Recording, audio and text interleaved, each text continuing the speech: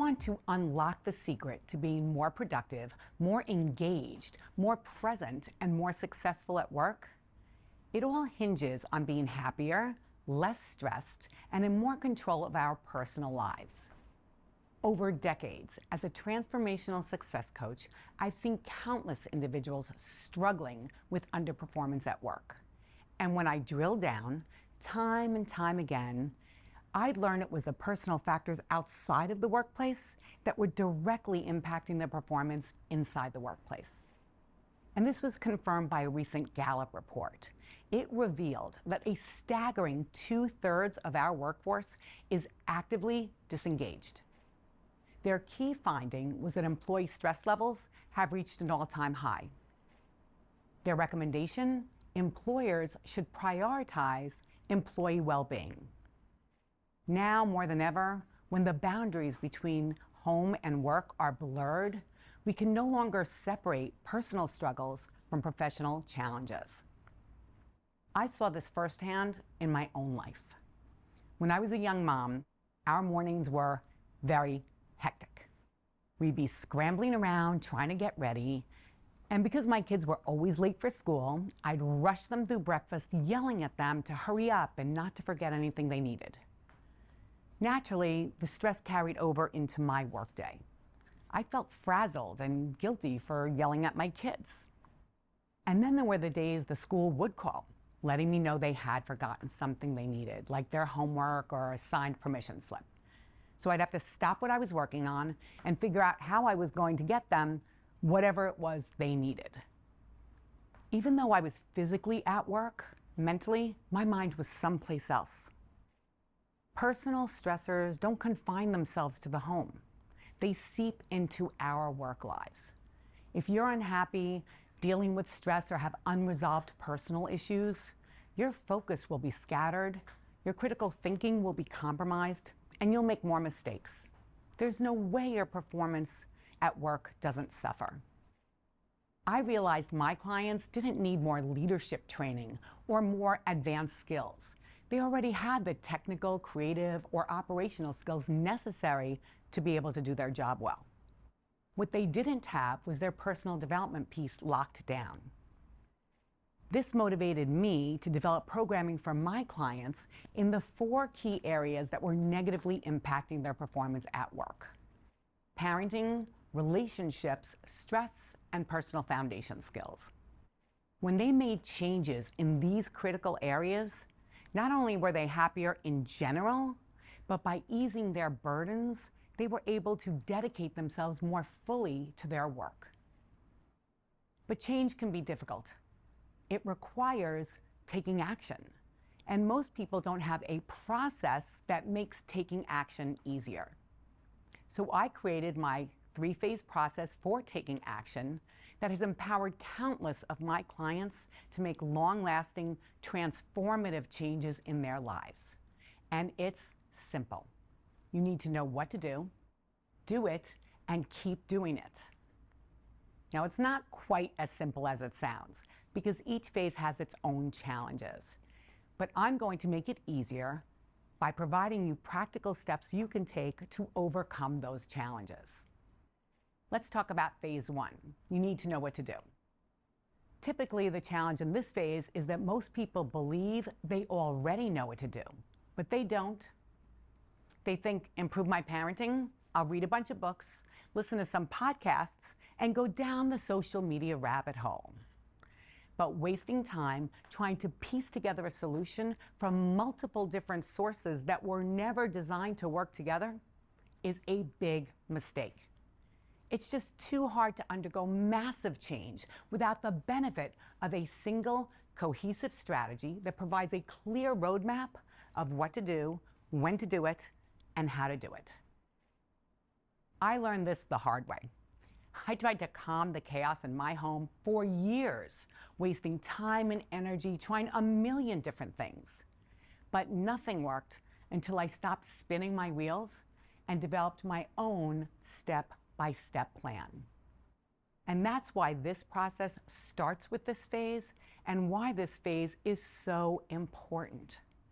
Stop trying to jimmy together a solution and save yourself the hours, the weeks, the months, the years of aggravation. Choosing a singular strategy allows you to sidestep all of that frustration and focus your time and energy efficiently. Now, I was able to develop my own plan because of my experience and my expertise. But you don't have to be an expert. Invest in one book, one online course, one membership program, or a coach.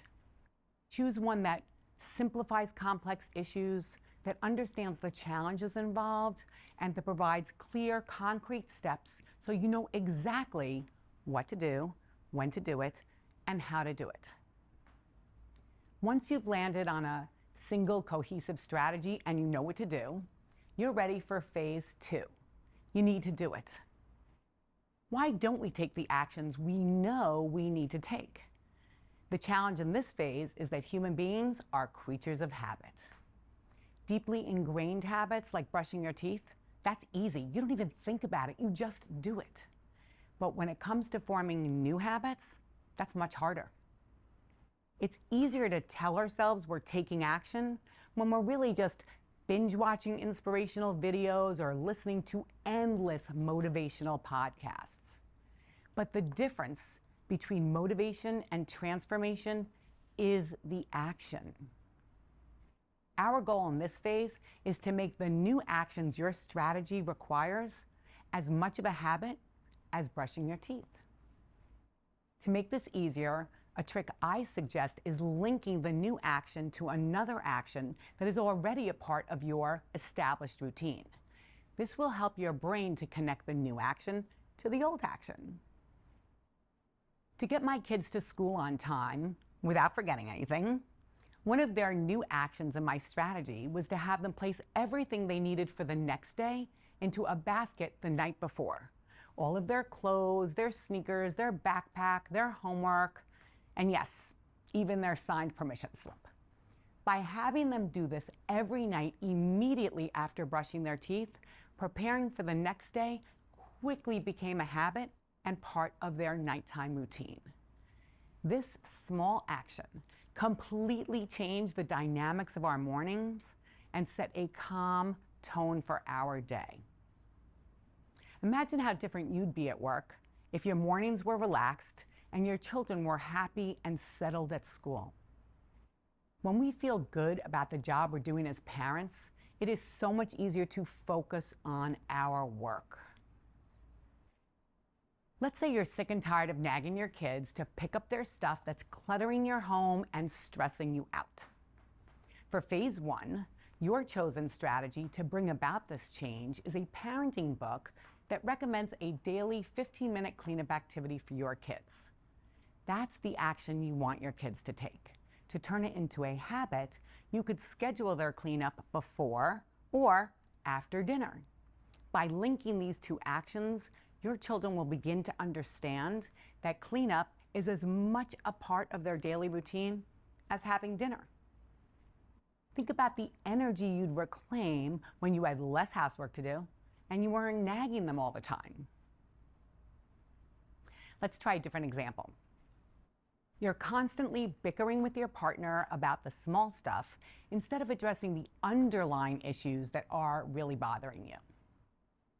A strategy within a relationship coaching program might recommend scheduling a fixed time each week for calm, constructive discussions to resolve conflict. Link this new action to anything that you already do weekly and turn it into a regular, non-negotiable part of your routine. Instead of losing sleep worried about your relationship, you'd feel relieved knowing you're taking steps to strengthen your relationship. Could you be more present at work if you weren't distracted by what's going on at home? Let's recap where we are so far. In phase 1, we learn what to do. In phase 2, we do it. In phase 3, we keep doing it. We know that the key to transformation is consistency. That means we need to keep taking action even when it becomes hard. And this is the phase where most people will give up, because it's so much easier to give in to excuses than it is to keep taking action. The trick to overcome this challenge is to anticipate the excuses and pre-solve them. And this is important no matter how small or how easy you believe the action to be. Consider this. We all know that staying hydrated has a ton of health benefits, and it's an easy way to do something good for ourselves. But most of us don't drink enough water. Why not? You get distracted, you're too busy, or you forget. What if you got ahead of these excuses and filled up your water bottles in advance, kept them handy, and set reminder alarms on your phone? The point is, if you can come up with an excuse to not do something as simple and easy as drinking your water, you will definitely come up with excuses for the harder actions in your strategy. When I was overhauling my parenting, I knew my kids weren't going to be excited about all of the changes that were being implemented. We're all creatures of habit, right? But by anticipating these excuses, I developed a reward system they would be excited about. Doing that helped me avoid all of their pushback that in the past would have worn me down. If you think your kids are going to complain that their daily cleanup activity is boring, don't let their complaining become your excuse to give up. Instead, take the time to think of a solution. For example, you could gamify their tasks by creating a fun playlist and challenge them to complete their cleanup before the music ends. What excuse might your partner have for resisting your commitment to weekly conflict resolution? Has there been a history of dredging up unrelated issues that turn disagreements into dragged out marathon sessions? This is a common reason why many couples avoid talking through their problems. But by anticipating these excuses, you can suggest that you meet for a specific amount of time on an agreed upon agenda. The solution itself can be very simple. It's thinking about it in the moment. That's what's challenging. That's why I want you to think about it in advance. As you continue taking action, new obstacles may come up, or what once worked may no longer be working. Don't let the excuses creep in. To give yourself the best chance for success, I strongly suggest a support component to go along with your strategy. Change becomes significantly easier when we have support for encouragement, accountability, consistency, feedback, problem solving, and course correction. That's why when I partner with an organization to bring about transformational change, I always include a substantial amount of group coaching. You don't need to do this on your own. You can connect with others going through the same journey you are on social media, form your own accountability groups, or invest in group coaching. Here's the good news. Whether you want a change that enriches your personal relationships, improves your work-life balance, or strengthens your confidence and self-esteem, this process puts those changes firmly within your reach. You need to know what to do. Trial and error is the hardest way to learn. Choose a single strategy with specific steps for you to take. Then do it. Use linking to make it easier for the new actions your strategy requires to become habits. And finally, keep doing it. Get rid of the excuses and set yourself up for success in advance, including making sure you have the level of support you need to be able to stay the course. Here's what I want you to take away from today.